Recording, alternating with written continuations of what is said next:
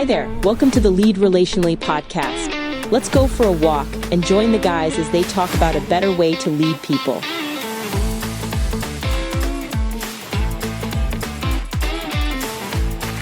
Hey everyone, welcome back to another walk with Chris and Brad. We are here on the path and it's great to be with you. How you doing, Chris? I'm doing really well. It's a beauty of a day. Well, let's jump right into it. I've been thinking about something that, for lack of a better term, I've just been calling a relational lens. A lens is just something that you look through, and that is how you see the world. You know, with a relational lens, that's actually how you look at anything that comes up. It's how you look at the people in your life. It's also how you look at the challenges and things that come up in your work situation or on your teams when you're trying to accomplish something.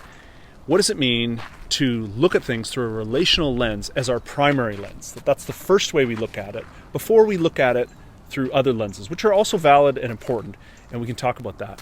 But what got me thinking about this was you were telling me the other day that there was somebody you were trying to help in their leadership, and this would be a relational person, somebody that buys in and wants to lead relationally and see things through a relational lens. But when a problem came up, that isn't how they responded. And I thought, isn't that fascinating that a relational person, sometimes when a situation comes up, we don't necessarily act like relational people. We can default to other things when there's a stressor. So unpack that. Tell me what was happening there. Yeah, absolutely. And this person, is very much trying to see all the things that they are doing in their workplace through a relational lens. But this came up and and this wasn't like big drama. It was just like team drama, right? It's going on. It's not like a lawsuit was coming down the pipeline, whatever. But it was enough that it was significant for him to panic, a slight bit of panic. It's like, oh no, this is going wrong. Like, what do I do? And instantly went and picked up the policies and kind of looked through that lens straight away to what do I do to work on this situation. Now, policies are amazing. These things, policies and procedures are well needed. However, he kind of missed seeing the people involved and went straight to this initially. And then as we spoke and talked it through, and this is across a number of weeks, realized that, oh no, the relational lens arrived a few weeks later.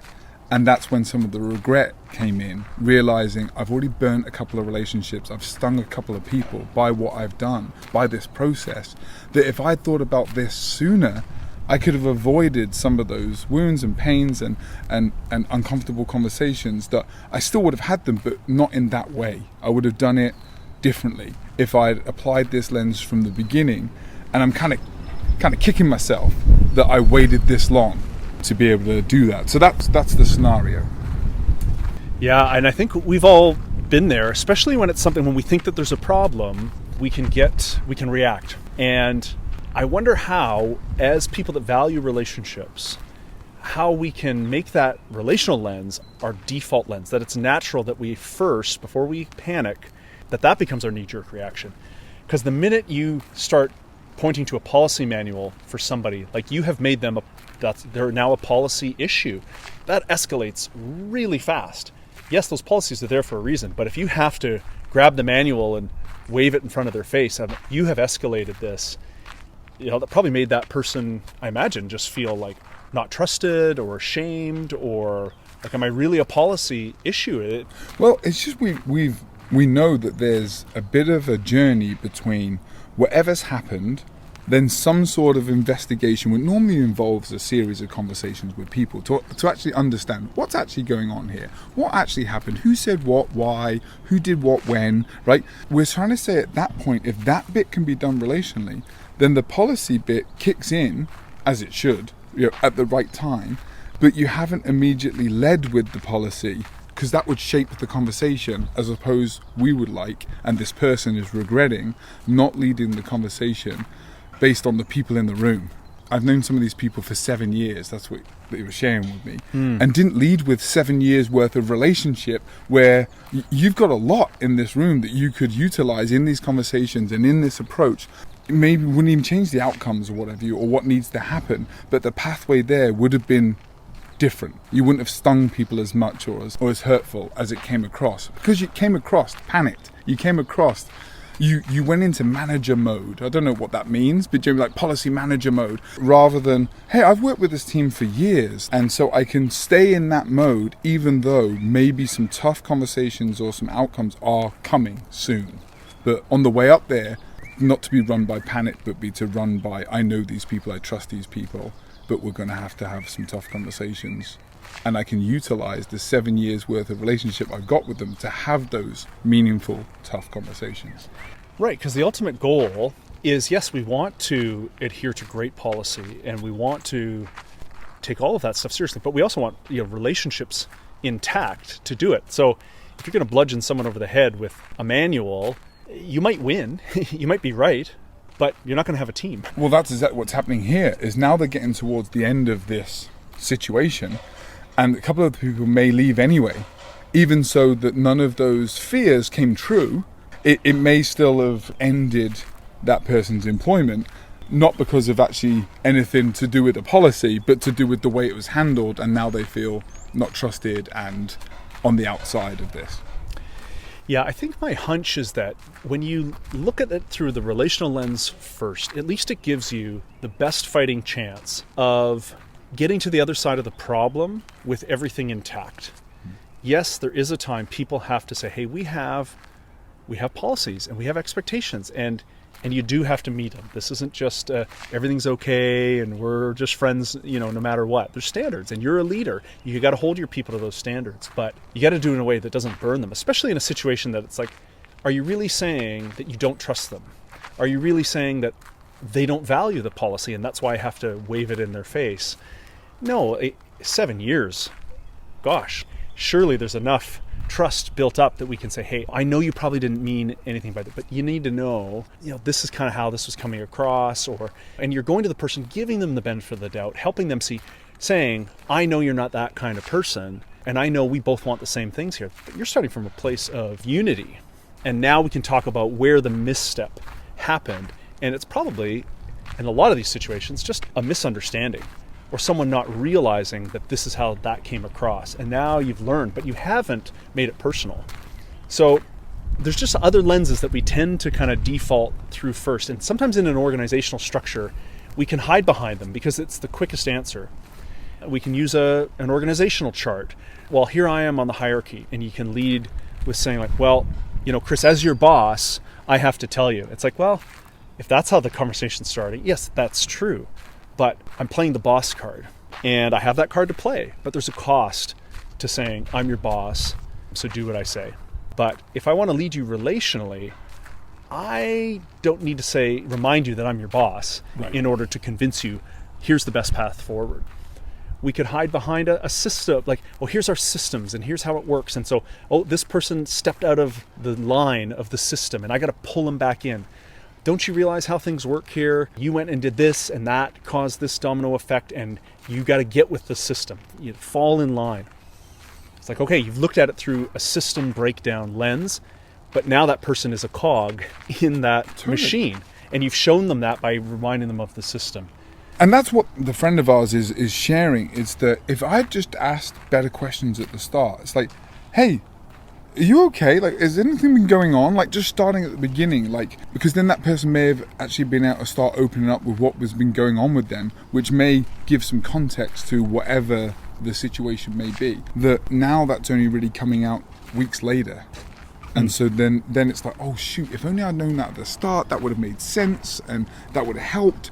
And so it's all kind of unraveled backwards, and that's the frustration. And so I know that's a bit nebulous. That was the regret. If I hadn't started with panic and the policies, even so we're probably going to end up with the policies, in my view. If I'd started with the relational lens, I could have maybe seen the people first and asked those kind of questions. We would have highlighted things around the situation that would give it fuller context, so now I can enter in to exactly what's really going on, not what he said, that she said, that he said, that may have happened, that may not have happened, as the case may be, especially when it's unusual for behavior for the people involved. Like, this isn't normally what, it doesn't seem like that. This seems peculiar.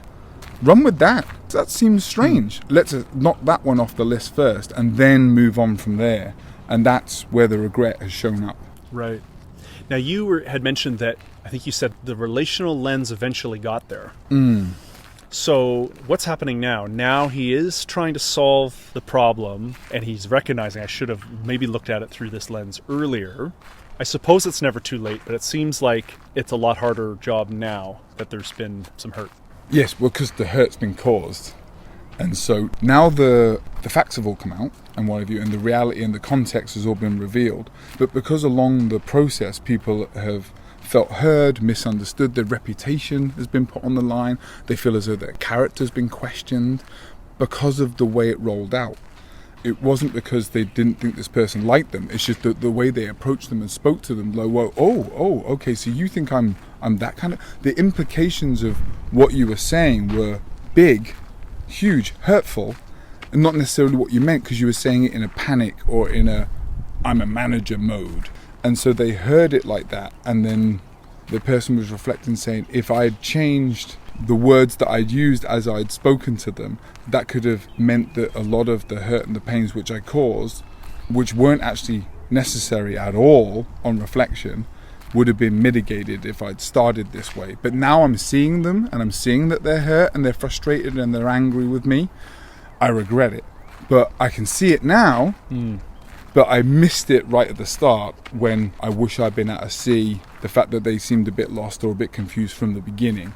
But once my panic had gone, my relational lens returned, and now I'm in trouble. Right. What gives me hope, Chris, in a situation like this, like just where you described, even the humility that he's come to, realizing, shoot, that's not how I see these people. I really kind of charged ahead and acted not the way I would have wanted to. I think it's understandable that, okay, you panicked a little bit because you saw a situation that, gosh, this could turn into a bigger problem. I'd better nip this in the bud by going to the policy manual and going to the higher ups and escalating this, and realizing I created more drama than I ever needed to. But I feel like people might even be gracious with him. We've all been there. We've all sort of reacted and maybe led with the wrong thing that didn't put people first or didn't communicate, I actually do trust you and I don't want you to hear, I'm just reacting. And I'm sorry if I went a bit too far. We've all been there. And I feel like if he were to go to his team, and maybe he has done this, and said, guys, I'm so sorry. You know, when I heard this or saw this, I just thought worst case scenario. And so I panicked a little bit, and this is why I read. And I'm sure they would understand, like, I can kind of see how you got there, that it's because you don't want to have problems fester and become big, and we got to hold to our standards, and it's all coming from a good place. It's not wrong. A policy and procedures meant they are there for a reason. So I'm curious to hear whether he's going to be able to solve this relationally, because that's something we always say, that every problem has a relational solution. So he may have created this problem for himself largely, Yes. but even here, he can still choose to see things through a relational lens and solve it relationally. And there's a chance they could come out the other side of this stronger and have more trust built up if he shows humility and is able to apologize and help people understand. They might even appreciate more, wow, this guy really is with us. And that's where our conversation went, and quite quickly, is how to salvage, especially like the 7-year-long or the 8-year-long relationship with some of those team members. And he's found that has been easier to fall on the sword, as it were, and just say, hey, I panicked, I'm so sorry. And that person's like, oh, I know you, and I understand, you know, we get caught up, or I get that. But the newer members of the team that didn't have as much in the bank, that's gone less well. One, because they're younger and they don't know this person, or I haven't worked with this person for a long time, so the trust's not quite there. So it's been fascinating to see that the humility has worked with the depth of relationship, but with the newer relationship, there wasn't as much there. He's working with a lot less, and he's regretting that and struggling with that, to say I might lose those team members. Well, be fascinated to find out what happens. We should do a follow-up sometime. But this kind of thing comes up all the time. And this is even with people that value relationships. It's not always natural.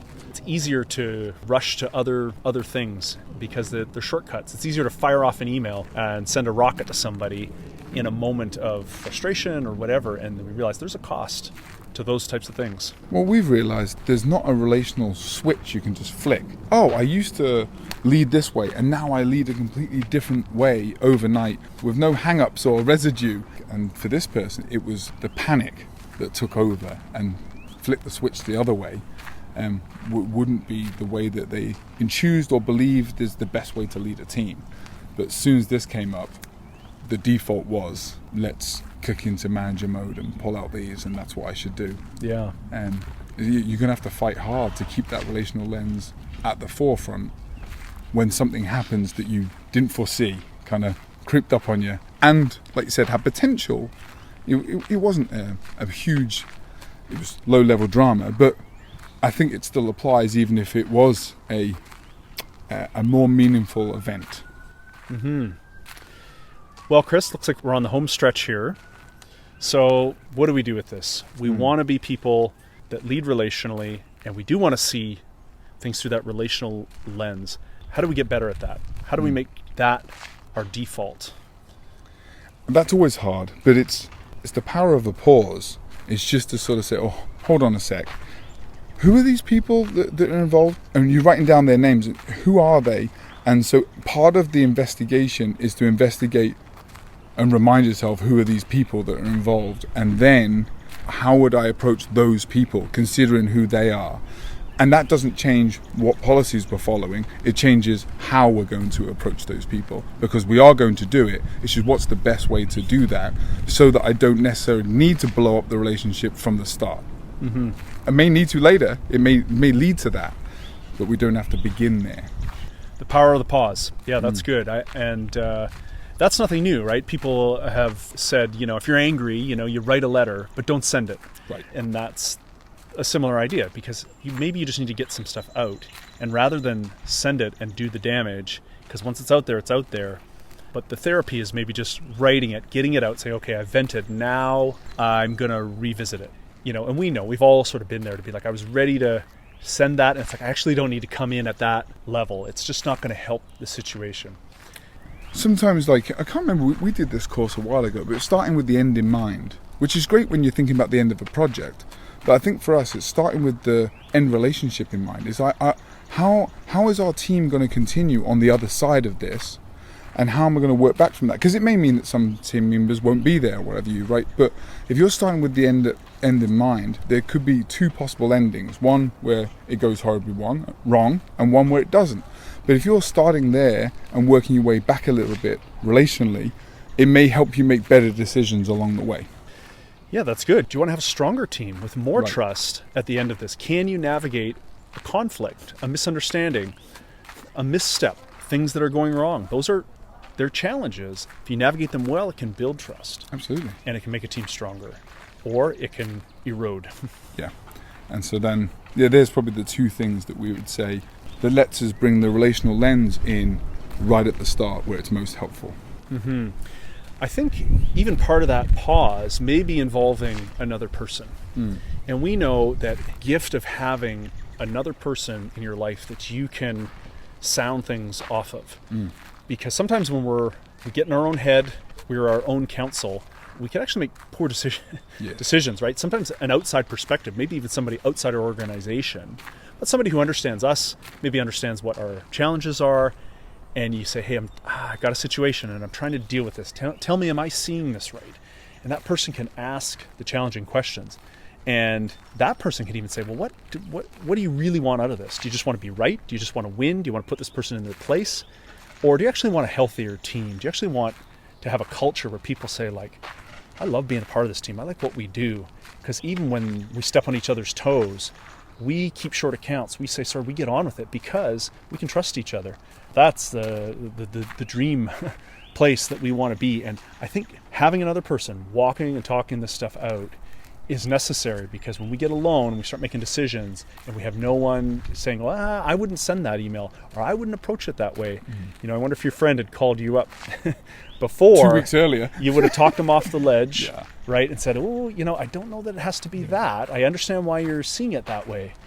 And so this is where, even as relational leaders, we need to be led relationally.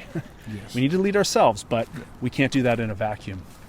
No, absolutely. It's like when that panic comes, It's like, it's real, and that's okay. And it's like, but what gets you to the other side of that, to a good decision-making space? And sometimes, like you said, getting it out and being asked those questions is the way to bring the panic down. Way quicker than if you try to do that by yourself. I don't know, even if you can, it gets messy. Well, so get out there and ask somebody for a walk, and on that walk say, am I seeing this through a relational lens? Do I have the right end in mind? That takes some humility, because we might not like the answer, but we want to be better leaders. So. And that could be your pause. That's it. That's so good. Well, all right. It's been great. We'll see you next time. Till then. Hey, thanks guys. Join us again soon for another conversation. But in the meantime, it's your turn. Get out there and walk alongside the people that you're leading. Visit us at leadrelationally.com and follow us on Facebook and Instagram for more support.